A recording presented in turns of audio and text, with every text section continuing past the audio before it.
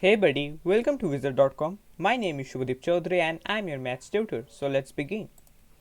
According to the question, we have been given a diagram where the number in the middle is equal to the summation of all the other numbers.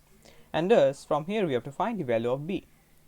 So the required relation which we're gonna have is 45 will be equals b plus 2 plus 2 plus 1 plus 4 plus 3b.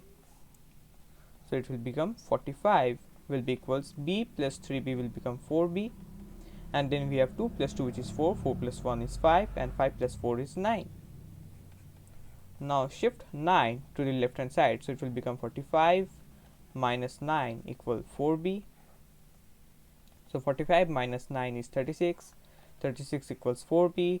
Now in order to find the value of b, divide both sides of the equality by 4, so 36 upon 4 is 9, so b will be equals 9.